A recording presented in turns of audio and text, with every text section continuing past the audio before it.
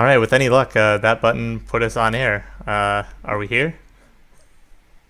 I think we're here. Are we here? I don't see it on the... It's going to take a little bit to get started. I think we're here. Are we here? I don't see it on the... It's going to take a little bit to get started. All right, cool. So it looks like we did it. We're live. This is a brand new thing for us, so we'll see how this goes. Hopefully everything goes smoothly, but in my experience, there's always a few hiccups in something like this. Anyway, hello, welcome. We are super excited that you guys are joining us. This is the first time that we've done this on YouTube, so like I said, we'll see how it goes, but if everything goes well, we'll be continuing to do this from here on out. It's so good to see so many of you guys here. Before we jump into the sort of content, we're going to go around and do some quick introductions. So hi, I'm Scott. I'm labeled as tech support, which hopefully is a role I'm able to fulfill today, but there's a chance we'll not have the most error-free stream.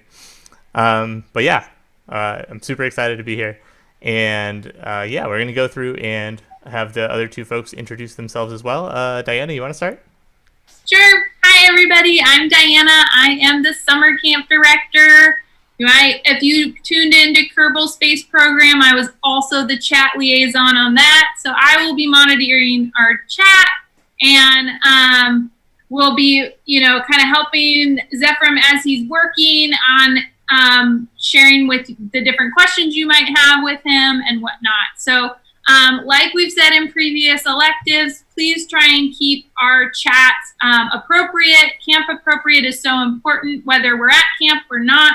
This is an experience that we have, and we want to make sure the chat function stays clean and fun. So I have a couple of cool features. So if you find yourself maybe in a YouTube timeout, that's maybe because you did not say CA, or we had a couple just concerns about spamming. We want you to keep going, but just know that that timeout is kind of a gauge on what kind of chat interaction you have. But we're loving everything. I recognize so many names on here, and we are so excited for this elective about LARP. And I got Zephram right behind me and over there. It's very exciting. Awesome. Thanks, Diana. Your turn, Zephram. Take it away. Cool. Hi, I'm Zephram. I'm an instructor at AstroCamp. I've been working there pretty much nonstop since spring 2017. This will be my fourth summer as an instructor that we're going into here. But I was actually a camper way back in 2006 for one of the 2-week sessions. So hopefully I'll be getting my 5-year fleece this year. Yeah, cool. I am mostly in summer camp time in charge of the LARP activities, at least the technical side of that. I also teach things like D&D and Lego robotics. And then during the school year, I'm one of the program instructors. So I teach a lot of science and ropes courses and things like that. I'm coming to you from Pasadena, California. So it is sunny here, a little bit on the breezy side. Perfectly blue skies. I'm looking forward to maybe getting a shot at some observations later tonight, and it's much cooler than it was yesterday, so yay for that. As far as what we're talking about today, we are going to be going over a little bit of what LARP is. I know that a lot of the folks in the chat have been, at camp and seen how that works and are super pumped about it, and that's awesome. But just in case we have some new folks, or maybe some parents or family members who aren't so sure about, hey, what is this thing where I see pictures of people swinging swords at each other? We want to make sure that everybody's all caught up on that. And then hopefully we will actually be able to go into and have a little bit of build time. I've actually procured a lot of the materials that we use for building our props and tools, and I hope to be putting some of those to use later on in the stream. So I think without further ado, let's just get started with what LARP is, yeah? Yeah, not to interrupt you for too long, but I wanted to try this out. Sure. We've got a straw poll here, so I'm going to go ahead and link that. We just want to find out if you guys have done LARP at AstroCamp before or not. So please click on the poll. It's coming up in the chat right now. and you guys can vote yes or no, so we can see what we're working with here. Sweet. All right, we good to go? Yeah, go for it. Take it away. All right. So for those who don't know, LARP is an acronym. It stands for Live Action Roleplay. At camp, we tend to focus a little bit more on the live action side rather than the roleplay side, but we're trying to sort of bring the two together as we get more experience handling it. So as far as the roleplay side, that's sort of if you take Dungeons and Dragons or an MMO like World of Warcraft and turn it into you yourself acting out your character's actions. This is most noticeable when you get involved in combat, because that's when the live action side comes in. Then instead of rolling dice or narrating or letting a computer do some sort of generic calculation behind the scenes for you, it's actually, hey, I have an axe, I'm going to swing it at this thing or this monster or this other person, and whether or not they get hit and take damage depends entirely on whether they actually get hit. And then we have some other little things that kick in there. We usually do this in a couple different forms at camp. Most of you are very familiar with the LARP electives, where we have sort of an hour and a half to intro LARP for those who haven't done it before, get everybody stretched and warmed up. Then we sort of start distributing items from our arsenal and split you guys into teams or groups or whatever arrangement we're doing for that particular battle, carry it out, wrap it up with a hydro break, and sort of reset and get ready for as many other bouts as we have before the end of the elective time. For those who come in the 2 weeks, we also have the technical LARP class and the character LARP class. The tech LARP class is the sort of thing where we go into a little bit more depth on maybe some technicalities of how the combat works, how to not die on the battlefield, and also how to build your own materials and let you do so, so that you can use not just a sword, but your sword or your axe or flail or spear or whatever it is that you build. And then the character LARP is where it's more, hey, how do you develop your role-playing side of the LARP? The last 2 years, we've had slightly different approaches. We're still trying to sort of get our footing on that one. We've tried sort of bringing in sort of scenarios to individual pocket battles. And we've also tried running it a little bit more like a dinner murder mystery party, where various players will get portfolios of characters and then interact. There's sort of a definite in-character and out-of-character mode that we switch between. And both of those have been extraordinarily popular and successful, so who knows what it'll look like in the future, but we're learning. We hope to continue reconciling these as we do at our big Renaissance Fair that we've sort of finished off the 2-week sessions with in the last couple summers. Yeah. Awesome. Yeah, it looks like we're at about 70% of people here have done some LARP with us before. Awesome. At least of responses. So we've got an experienced crowd. Awesome. Perfect. Okay. Well, I think that makes my job a little bit easier if people know how this works. Are there any questions that we want to get into before we start the build, or do you just want to go and jump on in on that one? I have a question that is coming up about if you can bring LARP weapons that we made in Technical LARP this year before. That was a question I know that you were anticipating, Zephram. You want to just kind of start with that so that those that have LARP weapons or have made them or will be making them can know about it this summer? Absolutely. So anything that you build at camp, obviously we've safety checked it at camp and it's been built to camp safety standards. As I'll explain a little bit more when we get into the build part of the stream, we have some pretty strict safety standards, right? The point of LARP is not just to not hurt people, but to not hurt people, right? That's a very clear, like little nuance in the English language that I'm very grateful for in this point. So yes, you can always bring LARP stuff. We'll take it out of your baggage when you get to camp, so you are not running around the dorm hallways, beating your group mates and your counselors and maybe the rivals down the hall or whoever. No carnage in the dorms, please. Keep that on the battlefield.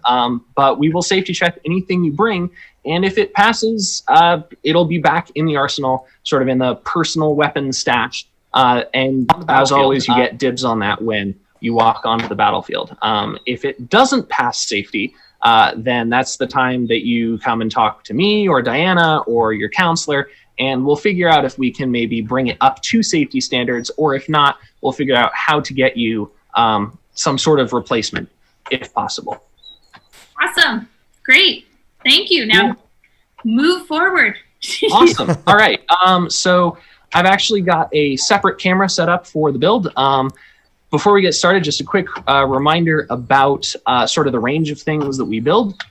We've got a couple different items here. Scott, I'm going to go ahead and move over. Good. All right. So what we've got are 3 weapons that I've sort of prepared for today. We've got a sword. This is, for those in the know, this would be considered a versatile sword because you can use it with one hand or both hands. We've also got an axe. Similarly, this is a 1- or 2-handed weapon.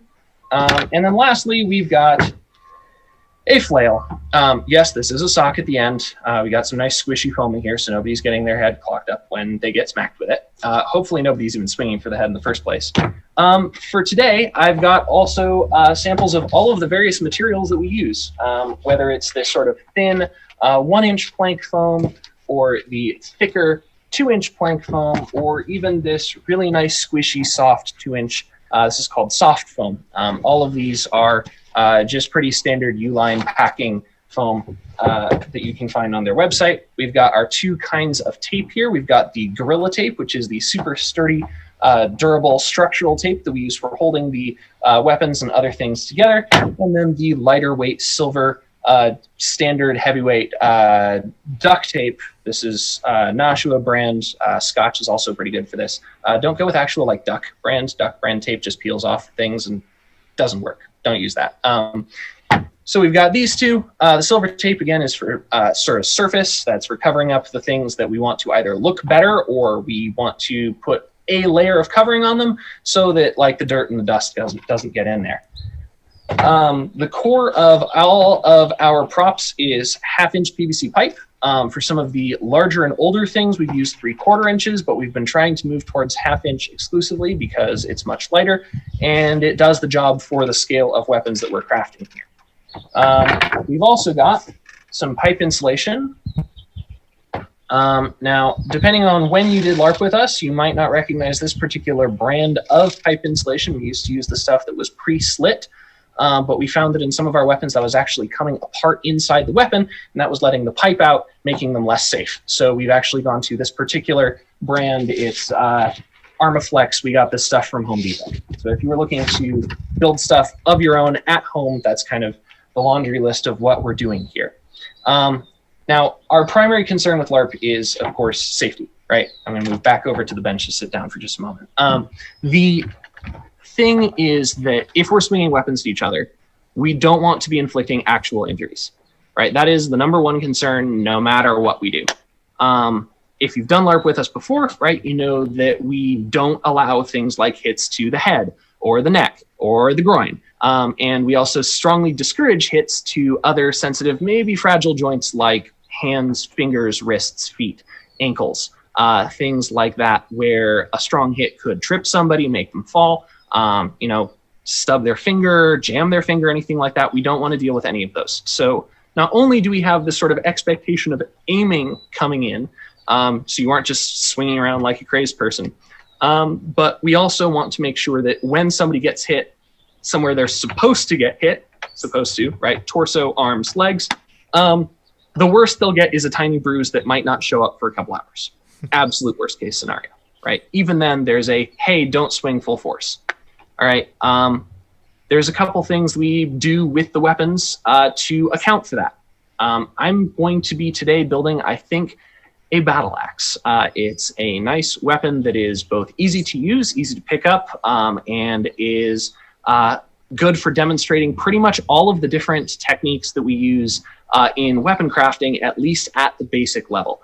Not to say it's the most advanced weapon, it's also not exactly the simplest. So if I'm going too fast, let Diana know in the comments and I can slow down a bit or maybe even back up a couple steps.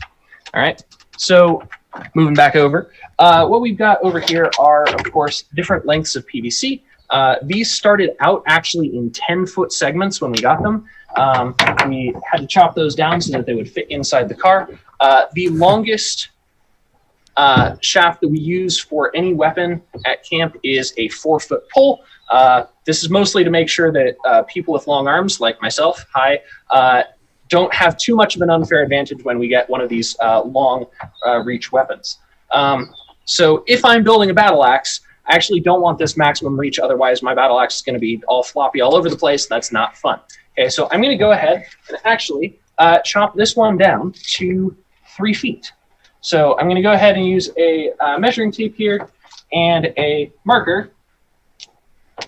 Don't tell anyone I'm using whiteboard markers on pipe. I know they would not be happy with that. All right. And then before we go too much farther, I've seen a bunch of questions pop up here. Diana, do you want to go through some of those? Yeah, I'm trying, just so everybody knows that in the chat, I'm trying to copy these and save them for when Zephram has a Q&A break, so know that. At Lord Juju, we have a question, how long can two-handed swords be? We tend to keep the stock of weapons like swords capped at, again, about that 3-foot range. Most of this is because I'm going to bring the short sword over here into this camera. You might be able to see towards the tip here, right, we've got this extra bit at the front where the PVC core is not actually up inside this part of the weapon. So we want to make sure that for any sword or spear or any other thing that might be used to stab, it's got this sort of flex zone at the top, right? That way it is actually safe for stabbing. So any weapon that you make is going to inherently be much longer than the core you put inside it by at least a couple inches. For things like spears, they're usually longer than the cores by a good foot or more.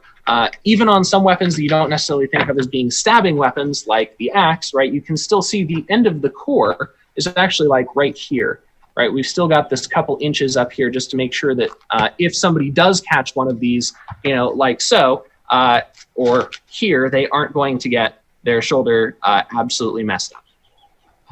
Great. That was a really good question. The other question, and I apologize if I didn't hear you answer it, is where can they buy the different supplies? So most of our supplies we got from Home Depot. In the past, we've gotten them from Lowe's. If you have a local hardware store, you should be able to get all the stuff there. I will say if cost is a worry, probably the single most expensive thing on this table are some of the cutting tools. And even then, I'm using pretty purpose-built ones. You can use other things that are not quite so, hey, this is to cut PVC. Yeah, you should be able to build a respectable sword or two for maybe $5, $10 of materials, absolute tops. And again, Lowe's, Home Depot, those sorts of places. Even now, they've got the whole like place your order online, and then you can go with your folks to the store and pick up the order without having to go inside, right? They've got the whole social distancing thing going on, and you can acquire those materials without putting yourself at risk. Awesome. Great. Cool. I have been getting a couple questions that I just want to give everybody a general answer to in regards to the status of this summer. So I know that has been up a little bit on the chat, and the answer is that we are planning for summer and we will be ready when we are able to run. We don't know the status of that yet, and we're keeping you as informed as we can, and we are doing the best to make sure that we are ready to run a summer program if and when we are able. So thank you guys so much. We know that that's not the answer you want to have. We feel the same way. We wish that we had a definitive answer for you, but we are just trying to keep up with the times and preparing for a safe and fun summer camp. Thanks, guys. We can move on to the next section. Cool. That's all the questions for now. Back to the build then, and one more word on safety. What I'm about to use here, these are PVC cutters. The blade on this is very sharp, like very, very, very sharp. So please don't do this without an adult. Like maybe even get your adult to do it for you. I have a lot of experience with these, so I'm going to go ahead and not call for a more adult to help me with this. But if you are not an adult yet, get an adult to at least supervise you while you're doing this, because you don't want to lose fingers in the LARP weapon crafting process. That's not what we're here for at all. All right, I'm going to go ahead and trim this down. Now, this actually has a ratchet system in it. You might be able to hear this sort of clicking. There we go. Nice clean cut. Okay, so I've got now this nice long 3-foot piece of PVC pipe. This will serve as the central haft for our axe. And first things first, I need to cover this with some pipe insulation. Conveniently enough, the pipe insulation in this particular brand comes in 3-foot sections. Hey, look at that. It's almost like it was planned or something. Let me go ahead and stick this in. It's one of the other things that's nice about this particular brand of pipe insulation is that it tends to fit over the pipe pretty comfortably. Looks like we actually have a couple of inches of unfilled pipe on the end here. That's great. I'll chop that off when we get later. Okay. Now, back to safety for just a sec. All right. Now, if I point this end of the pipe towards the camera here, you can probably see that if there's any sort of sliding of hands on this grip at all, right, the pipe is going to try and come through the end. That's bad. I actually have a scar from when the core of a weapon came through the head of a weapon when I was actually probably closer to the average age of our audience right now. I don't want that to happen to anyone. So the first step, once we've gotten here, is actually to put what's called a puck, spelled and pronounced just like a hockey puck, on the end of this, so that no matter what, this pipe cannot come through and get in the way. All right. So to do that, I'm going to take a chunk of some other kind of foam, like this scrap of the black foam that I have here sitting around. And oh, look at that. It's time to introduce our other sharp thing. This is not its intended use. I said we were using specialty tools. This is a specialty tool not for LARP weapon crafting intentionally. This is an electric carving knife. So it's meant to be used in the kitchen on things like steaks and hams and things like that. We're using it because it's really good at cutting through foam. It is also extraordinarily sharp. Same thing goes. Get an adult if you are not an adult. If you are an adult, maybe get a more adult to supervise you while you adult. All right. Now I'm going to not put my finger in the way of this and make sure that I'm cutting away from my body, right? You don't want to have it to be where if you slip, this goes into you. That's not good times, okay?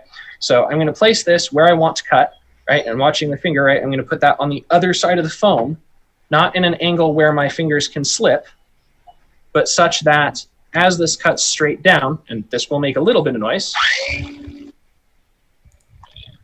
right? If this slips, right, it just goes down into empty space and I can stop it. In the meantime, voila, I have this little piece of foam here. Now, a pipe can go through this. So we're going to reinforce this with something that I've actually broken drill bits on in the past. It's time for our structural tape, the Gorilla Tape. All right. Now, if you compare the width of these, right, the Gorilla Tape is much wider than the individual piece. So to make sure that this fits cleanly, all right, I'm going to find the end of this tape here. This is a brand new fresh roll. Ooh. Okay. If you have fingernails, this is much easier to peel off. Now, some people want to use, say, scissors to cut Gorilla Tape or any other duct tape. And get this up nice and close to the camera here. You might be able to see there's sort of these dashed lines on the surface of the Gorilla Tape. Turns out that if you actually find those and tear it right there, it actually tears nice and evenly. I don't know if the camera is letting me pick up that very well. Okay. Now, you can also actually take this and tear it along the length in the same way. Now we've got sizes that tend to fit a little bit better over a little piece of foam here. Once you've got that, you're just going to wrap it up all the way around, sort of like if you're just rolling up a blanket. Okay. Once you've done one side, use the other half of the strip and go the other way.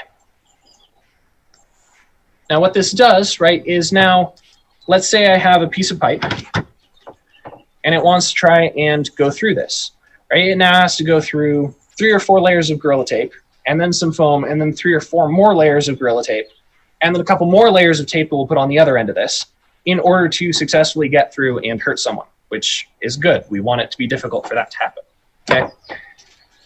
So now back to our haft here. Haft is the technical term for the stick part of a weapon like a flail or an axe.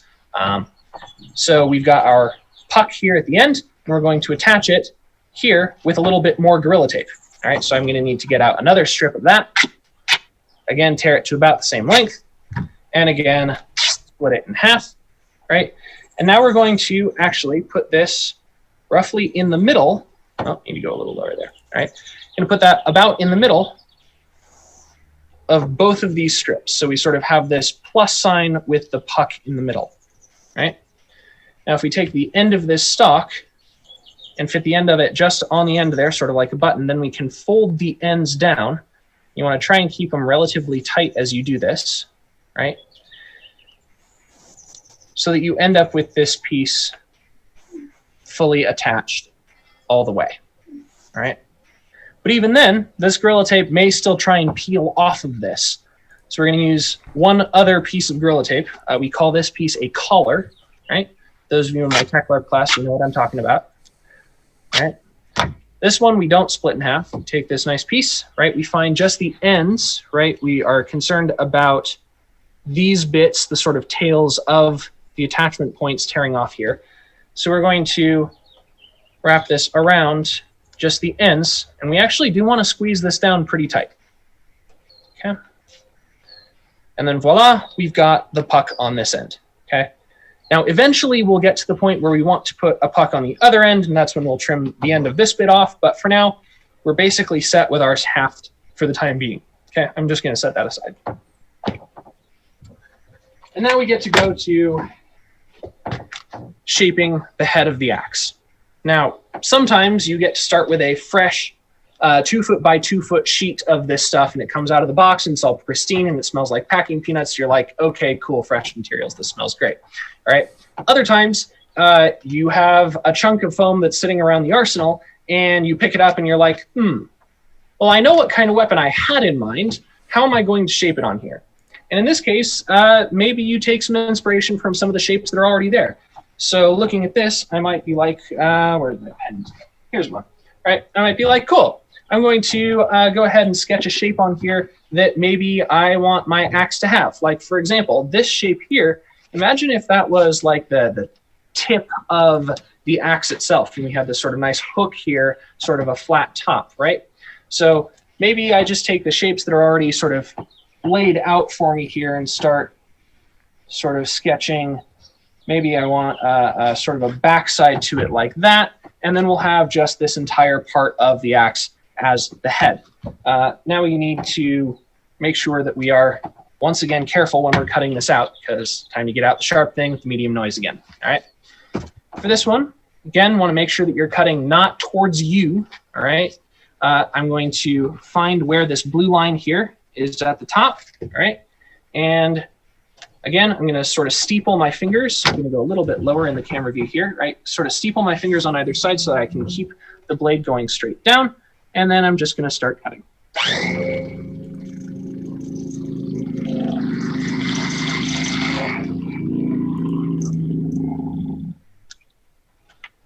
Voila!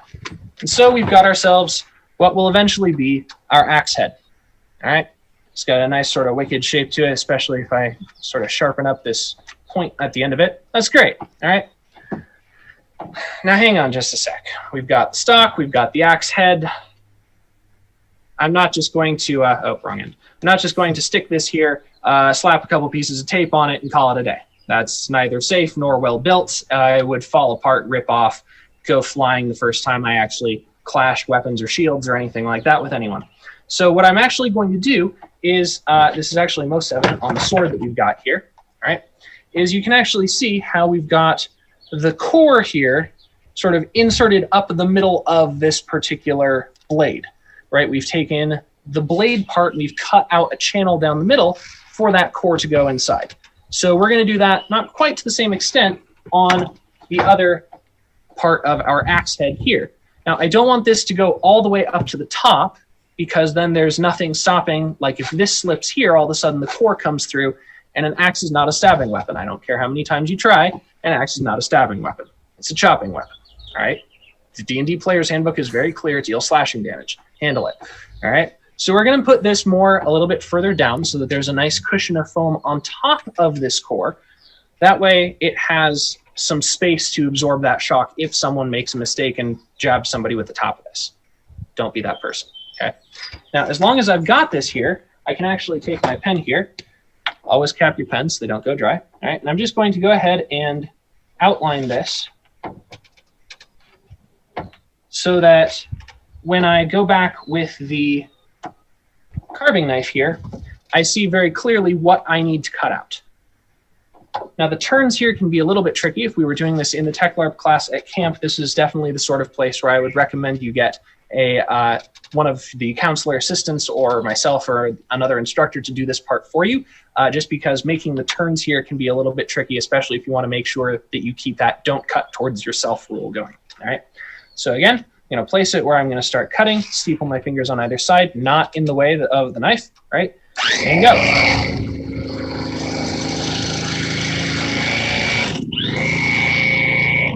All right, so here I don't want to turn this up and cut straight up. So I'm just going to flip the whole thing over, right? I'm going to tilt this so that I'm cutting sideways to start, and then when I start cutting down, I'll be able to angle this a little bit better for you guys.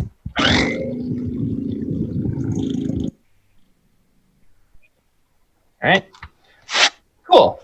This piece of foam will be useful later if I end up needing to make more pucks for other weapons or anything like that. For now, we're done with this. We can sort of set it aside. All right. Quick reality check. If we get our stock, sort of want to line it up. Hey, look, that fits nicely. Okay. It's starting to look like an Cool. axe. It starts to look like an axe. What a concept. All right. So now comes the tricky bit. How are we going to attach this? All right. When I say tricky, it's because Gorilla Tape likes to stick to itself. So for this, I'm actually going to take this and get a very long piece of tape. This is like 2.5 feet. All right. Set that aside. We're going to take this piece of tape and run it starting from, I think you guys can see, around here, right, all the way up and over the top. Now, where this is tricky is, of course, that we need to make sure that this is anchored well. Sorry for going out of field of view for just a sec here. And then it comes back down the other side. Now, you can see here how the axe head is actually trying to sort of skew towards one side of the core here. You have to sort of push it down and get it anchored well enough, right? This is sort of our first attachment.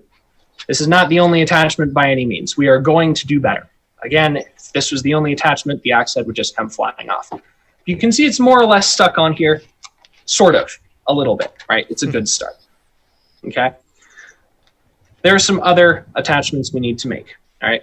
One of the things that I really like about having this flat back to the axe here is that it actually gives us another really good point to anchor pieces of tape.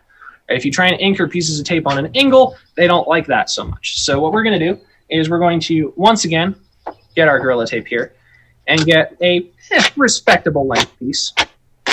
Yeah, about 1.5 feet should do it. Okay. And we're going to start this one about there. All right.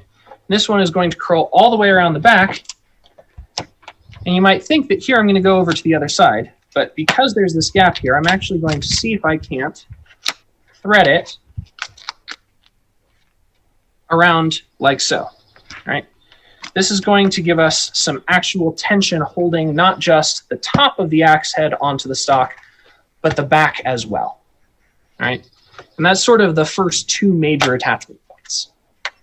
From here, a lot of it is just fleshing out those attachment points. Now, some of our older weapons are completely covered in tape. The whole, entire axe head is just completely covered.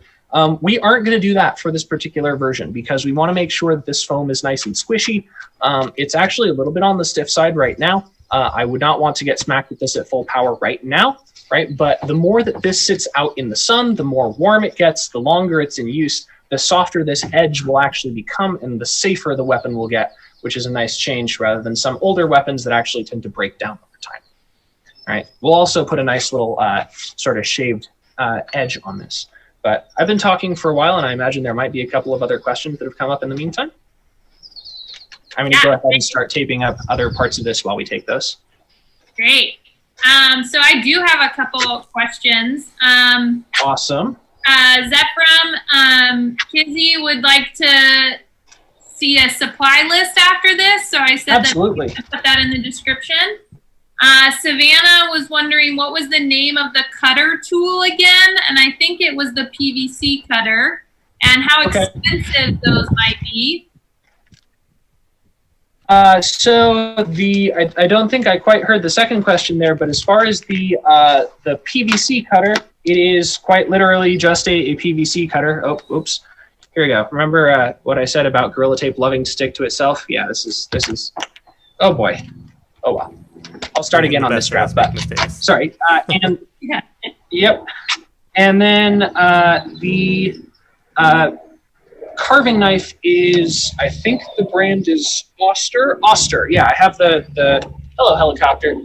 We have a fire helicopter scouting the mountains over our heads. Thank you for your service. Anyway, we just got that at I think it was either Target or Bed Bath & Beyond. They're usually in the kitchen supplies because that's what most normal people use them for. Some of us are not using them to build up an arsenal for summer camps. Yeah, it looks like the various PVC cutters available. There are a couple brands. This one is a little bit on the older side. It's actually a little bit dull for a PVC cutter, but the ones we've got up the hill are the Husky brand ones. They're only a year or two old, and they're ridiculously sharp and nice and functional. So those are what I would recommend for that. What was the second question, Diana? Sorry. I think you answered it. Okay. Lord Juju asked, can you make a halberd in order for the axe to be a stabbing weapon? Okay, so if you had enough foam, yes, right? If I had gone at some other angle here, I probably could have put some sort of spike on the end. One of the things that we like doing with our spears is making sure that the blades are completely reinforced the whole length long. So it would be a little bit tricky if you see where the top of the core is here, right? If we had another, say, 9 inches of spiky bit on the end of this, that's almost a foot or more of unsupported foam, and if it gets hit at the wrong angle, it could actually just snap off. So theoretically, yes. You could also, if you knew you were going to have another 9 inches of foam making sort of a spearhead on the end of this, sure, maybe you put the core a little bit further up. But I would say probably the biggest thing is you want to make sure that your weapon doesn't get over about 5 feet in length, because that's when we start noticing some of our players really having trouble controlling their weapons well. And an out-of-control weapon user is, to me, a bigger concern than a safe versus unsafe weapon. All right, great. There's a little bit of question about the Gorilla Tape. I think you're using black right now. I am. You have to use black, or do you have any tips? Not specifically. If you have, I think they also have white and maybe clear. I wouldn't use clear tape just on a matter of general principle. I haven't I haven't encountered clear duct tape of any supposed strength that owned up to what it was advertised on the label. But no, you don't have to specifically use it. Just keep in mind, the big difference between using Gorilla Tape versus the silver tape is that silver tape is a much thinner tape, right? The weave inside it is nowhere near as tightly packed. And as a result, it can flex a lot more, and the edges, if there are edges, aren't as sharp, which makes it much safer for just sort of like, hey, I want to make my weapon look good. In this case, I'm putting the bare minimum of tape on here because actually the lighter I keep this weapon, again, the safer it's going to be. My goal with this axe is to have it to where if I swing this before I put that edge on the head, I should feel like air resistance is fighting me and trying to make me miss. The axe should be that light. If I put too much tape on it, I might as well be swinging a tape wrap brick at someone, and that's going to hurt. Great. Okay. Yeah. And then the last question that I have is from @Why Am I Here? Can we go back to mages with 3 spells and a dagger? Oh boy, that is a game balance question, and at the moment, my only answer to that is probably not. Right, the counterplay to a mage is bait out their spells, dodge, and then get up close and personal. We also don't want there to be a case where a mage running around without their spells could be mistaken for a rogue. We want you to know what you're fighting when you go into that duel. No, we are not handing out Duel to Warrior again. That's not coming back. Aside from that, there's no particular reason why we couldn't, except that in the play environment that we saw developing, it was not particularly healthy for the state of the game. If the supposed overall meta, with air quotes, of how people played LARP with classes were to change, we would, of course, make some changes to the classes to facilitate that. Maybe if everyone was a mage, things might be better for like social distancing, you know? Hey, I prefer the phrase melee range to, you know, staying 5 or 6 feet away from other people. You just stay out of melee range, and you'll be fine. That's why I like polearms so much, right? Great.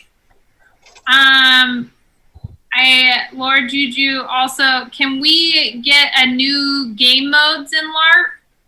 New game modes in LARP. So I actually want to call out one of our 1 week campers, Kyrie, for being awesome at helping us devise some of those, because that's exactly the sort of creativity that we love to see from you guys. Like, if you have an idea for how you think a game mode could go, brainstorm it, bring it up to us. If we like it, sure, we'll give it a shot. You know, we're willing to try almost anything once as far as game modes go. One of the things that I will rule out right off the bat is sort of I believe the original inspiration from it in my homeschool LARP group when I was a wee lad was Hunger Games, where we basically put the entire arsenal in a pile in the middle of the field and have people start out at the edges and sort of run for it. And the number of people who got clocked upside the head with weapons that were flying literally because people were being just, you know, digging for the weapon that they wanted was out of this world. So that's one game mode that I will veto off the bat. But if you have other ideas that aren't that, then sure, bring those up to us, because maybe not like in the stream right now, but when you get to camp, bring those up to us, because we're always looking for new and interesting ways to play. Excellent. Cool. I think I'm at a point where I can say that this axe head is actually taped enough as is. So I'm going to go ahead and start in on the next round of build. If you have more questions, keep thinking about those, and we will have time to get to them by the end. I'll make sure of that. Do you have like a test or a threshold that you use to make sure that you know that it's stuck on there well enough? Sort of. In this case, I'll actually just go ahead and... Oh, look at that, right? The tape here peeled off, so it is not adequately attached, right? If just me smacking it this way with my arm was enough to peel that tape off, that's not good enough. Okay, good to know. Good for calling that one out, Scott. I'm going to go ahead and put an extra layer or two of tape on this just to make sure that it stays on, because, again, you don't want to go charging into somebody and they put up their rinky-dink sword to block your first axe strike and your axe head tears off. And you're like, oh, okay. All right, so I'm going to go ahead and put another layer of tape on here. Good call. While you're doing that, I don't Sure. think this came up in the chat, but I would love to hear, like, what is your best LARP memory in your all of your LARPing days? Oh, boy. Oh, where to start? Sorry to put you on the spot. No. So just a little bit of background. I started doing LARP activities with my homeschool group when I was 13 or 14 ages ago. I'm old, guys. And from there, we actually had a very regular group that played so often that we were able to start bringing some really advanced mechanics into our various encounters. And we had sort of this ongoing story that we were messing around with, and the big final boss was a dragon. And so we had all sorts of things like, so I played the dragon, and I had something like a spear in one hand and a sword in the other, and I had a breath attack that I had to call, and people had to like pay attention to how close they were, because if they were behind me, I could just smack them with a spear, and send them a couple steps back, and if they were in front of me, I could breathe fire on them. It was really intense, but that was one of the craziest boss fights ever that I ever participated in as a solo big bad, because I think that one fight went on for like 45 minutes. I ended up dying to a 7-year-old from backlash, because that was back when mages had fire shield. So every time I hit him, I would take damage. And it was my last hit on him also was his last point of damage on me. So that's pretty epic. It was pretty epic. At camp though, oh boy. I think my actually very first summer session ever, session 1.1 in 2017, in the heyday of Order versus Revolution. We ended up with a shield wall fight where, you know, those 2 tall trees in the meadow that are like really close together, right? We had 4 campers and 4 staff lined up there on the side of Order against 20 campers on the side of Revolution. And one of the ensuing things was our first LARP MVP, Elsa, with her shield, stood her ground and chopped off so many ankles. There was a pile of dead revolutionaries in front of her, and the shield wall did not falter until she did. So Order and the side of Straka lost in that particular battle, but it was quite legendary. The most recent one was from Renaissance Fair session, the first session of the 2 weeks this last summer, when Erica was at that point a 4th level mage, 3rd level mage, and her class lead tasked her with impress Zephyr in a duel. And she proceeded to beat me without taking a single point of damage, flawlessly kiting me around trees, retrieving all of her spells over and over and over again, to where I did not land a single point of damage on her, and she took my entire health bar in like 2 or 3 fireballs straight. It was spectacular. She got promoted to co-mage class lead for the rest of that Ren Fair. It was amazing. Very cool. Yeah. Many of my LARP stories are just me dying at the hands of Zephyr. Hey, you know, you walk on the battlefield, you pick up a weapon, you're fair game. This is true. This is true. A little too fair. If anybody has questions for Zephyr, feel free to put those in as he moves forward with the session. All right. So you may have noticed me checking this here, right? A good strong hit here is not all of a sudden rupturing the tape and causing our axe head to start splitting off. That's good. One thing that we do need to do, though, is you might be able to see on the side here that we do have just these 2 long pieces of tape here. They're just sort of on the side of the axe, and they aren't really secured. So I'm going to put a couple more collars, that's what you call them, of Gorilla Tape on here, and then we'll start worrying about the grip, because that's the other important part of this axe. You do not want to have a grip that is so loose that as you use this axe, it flies out of your hands, because no matter how much Age of Empires you have been playing, there are no 2-handed throwing axes at LARP. In fact, I don't even believe we have any throwing axes at LARP. That sounds, frankly, a safety nightmare to construct. So let's not let this axe go flying. Keep it in melee range. All right, cool. With 2 little collars on there, I can say the head of this axe is pretty well attached. All right, on to the rest of this. We are eventually going to put another puck at the end of this, but this is actually a pretty thick grip right now. I think I want to trim this down a bit. So what I'm going to do is I'm going to get out this, again, right, get an adult, and I'm going to slowly wrap this around here. Now, I don't want to push on this, right, because if I did, the sharp bits of the cutter would potentially start digging into the PVC pipe. That's bad. That's bad for the pipe. That's bad for the cutter, right? So I just want to cut through just the foam there. And I'm going to pull this off. Now, I am at risk of this sliding off this way. So we're going to put in a couple other strips of Gorilla Tape to keep it nice and attached and locked down. Okay. In this case, again, I'm going to do the whole like splitting this in half. And then running this along the length. You want to make sure that you have some good tension on this so that it isn't just going to sort of flop all over the place. And sure, we'll do 2 more of this. And we will use collars to attach this as well, just to get that locked down before we consider ourselves all the way done.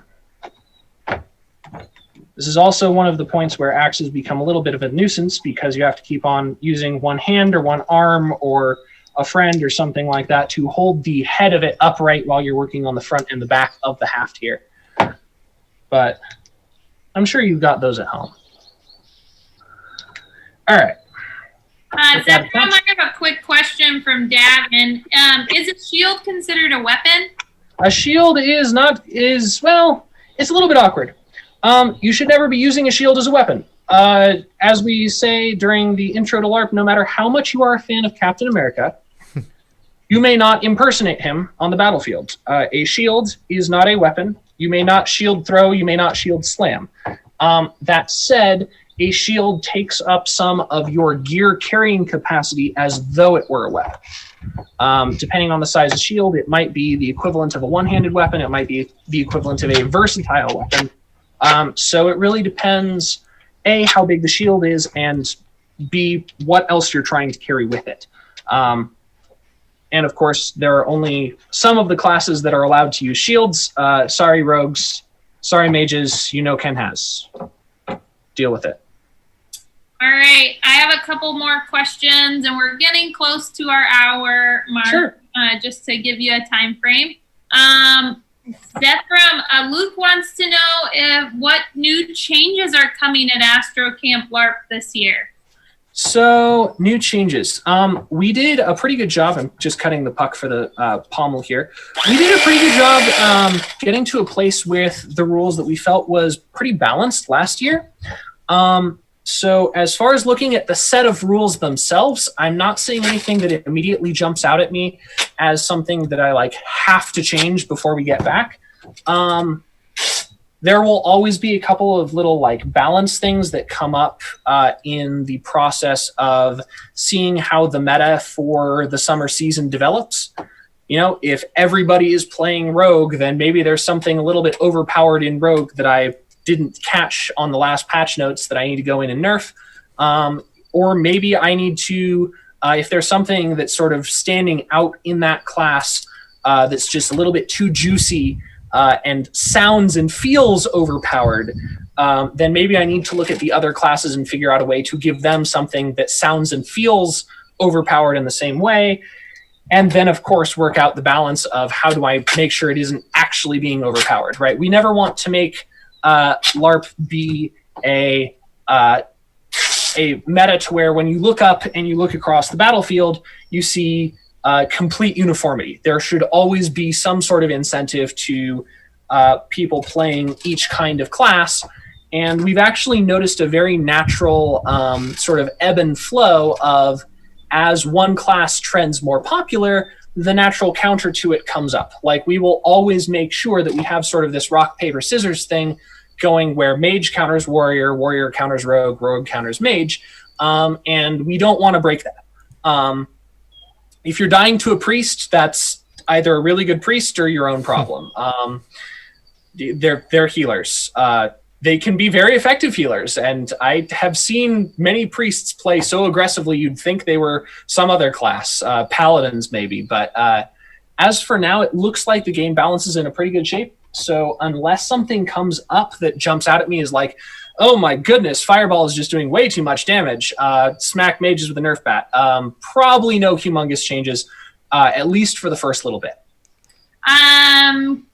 Counselor Chris wants to know if you're going to bring the axe you're making to camp this summer. I will bring not just the couple weapons that I have here, but I also have over here, of course, all of our... I'm going to move on into the bench cam over here. I do have my beloved Naginata here. This is Hangaku. I've got sort of the latex shields. I've got the Kalimasil swords. I'm actually hoping for something that Kalimasil had been keeping a little bit on the down low. I'm waiting to see when they actually ship it because I pre-ordered it back in December. I won't say much more than that, but I will say that it will be spectacular if I get to unleash it at Night LARP. What a great teaser that was. Oh, yeah. Also a shameless plug. They're Yeah. a pretty phenomenal company keeping up work in Quebec, even under these circumstances. So I'm glad to get to support them in that particular endeavor. One of the questions was, are we able to build LARP weapons at camp? I'll just say that that is a class, and classes for the 2 week. In our 1 week program, we just have LARP elective in which you get to LARP battle, but we don't build weapons. But there are opportunities at camp to build or use camp LARP weapons. And we'll see kind of how our supply stocks are going. I've kind of been thinking about the idea of having a like a 1 or a 2 session LARP build elective, but that's something that we'd have to discuss with camp staff. You know, it's good to get the interest out there. I think that might be a little bit materials intensive for us to try and do that for every single session of camp that happens. But it is something that we've definitely been thinking about, and we'll keep you posted. If it happens, it happens. But I can't make any promises for now. And again, if you have any LARP weapons from home or ones that you create, just send us an email as we get closer to camp, and you can let us know the details about it, and we can give you a little bit more information on whether you can bring that up to camp or not. And we can check it out on arrival day as well. Yep. I got one from Kismet. Would you post a Flail tutorial? I might have pronounced that wrong. A flail tutorial. I could definitely put together one of those. Flails are a little bit tricky, mostly just because you have to make sure that the ends are safe. One of the problems with our first iteration of flails is we actually had balled up socks inside the head of the flail. So to give you a comparison, I'm going to finish wrapping this collar to secure the pommel of the axe here, and then I can pick up the flail and show you guys. So with a flail here, right, we've got this sock at the end, and right now this sock is filled with some of this very squishy soft foam, right? This has almost no weight to it, and it compresses. You know, I could really, you know, scrunch this up so it fits inside my fist, and it'll stretch back with no particular problems, right? Our first round of flails that we ever built for camp, we actually had stuffed up other socks in here because we were thinking, oh, other socks, right? Those are soft. Those flails hurt a lot. So we want to make sure that we're using the right stuff in the flails. There was also a camper, I forget who brought some flails where the heads were totally fine and safe, but there was some paracord used to attach the head to the stock here. And something that could get tangled around someone, something that if it was swinging too fast could give someone rope burn or a cut or something like that, we don't want to have flying through the air at high speed.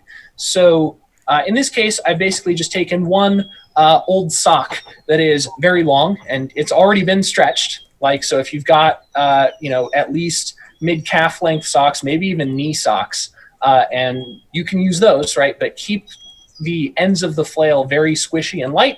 And I've got this attached here sort of around the stock so that it's properly put together. We can definitely look into doing that as far as posting a how to build a flail tutorial.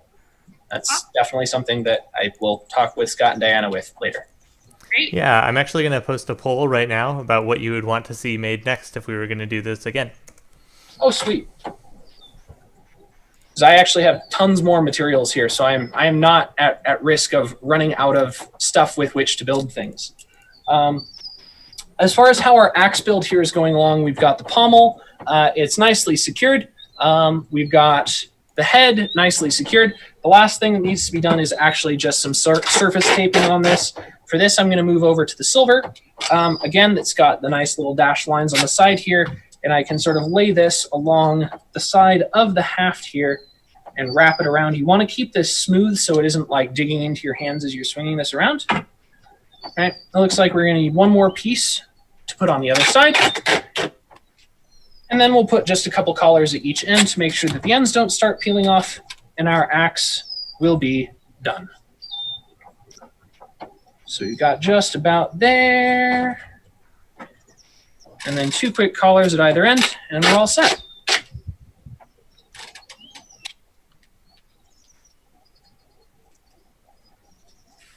Now there's still a little bit of exposed stock foam on the pommel and close to the axe head here.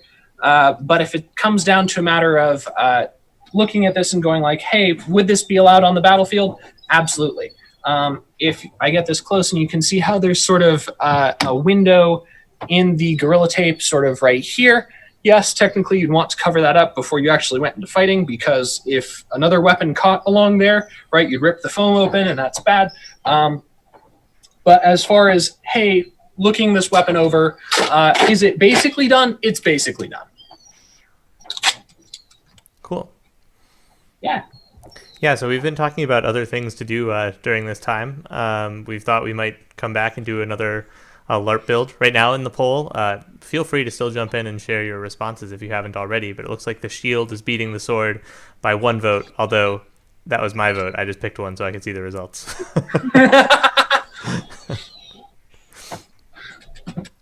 Next week, right now, we're looking at doing a D&D stream where we'll have instructors playing a game of D&D that you guys can watch along and follow along with, maybe influence what it is that they're doing. So that's the plan for next week. And then we have other things that'll be coming up in the near future in the same way. Cool. All right. Well, we have here a finished great axe. This would be designated as a 2-handed weapon. So no priests using this, no rogues, no mages, warrior only. But this would be perfect for charging across the battlefield and laying the smack down, especially on a nice shield wall. My job of finishing this is I'm going to put a little bit more silver tape on here, a little bit more silver tape here, and shave down the edge here to give it this nice contoured axe head type appearance. And then it will be battlefield ready. But I think we can probably leave that for another time. Yeah, awesome. Awesome. Cool. That's it for me, unless there are any finishing questions we've got. I think that fits us pretty nicely into our hour that we were looking for. Diana, do you have anything you want to add? No. I think this is great. We have Counselor Malcolm. He's teasing something secretively he's working on for the future, so stay tuned for that. Pretty exciting. Yeah, for next week for D&D, that's Dungeons and Dragons. I don't know if I said that, but if you haven't played before, that's totally fine. We'll be kind of going over the rules and how things work, and hopefully it'll be a lot of fun. Usually it's a very humorous and fun time, so that should be pretty cool. Thank you guys so much for spending your Friday at 3 o'clock Pacific time with us. And we are really enjoying this opportunity to connect with our campers. It's so good to see you. I know you enjoy these, but we also very thoroughly enjoy these. It's so many familiar names and familiar and new ones too. So we're really excited.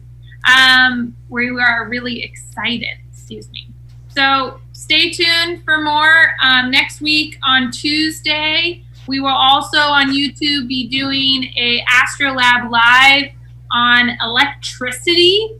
So I think it's going to be pretty shocking. Is that good? Oh boy, is that what we're going to end on? That right there? Yeah. That was terrible. I know, it was so bad. So Sounds good. like this duct tape. All right, everybody. Thanks again for watching. We'll catch you all next time. Bye. Thank you.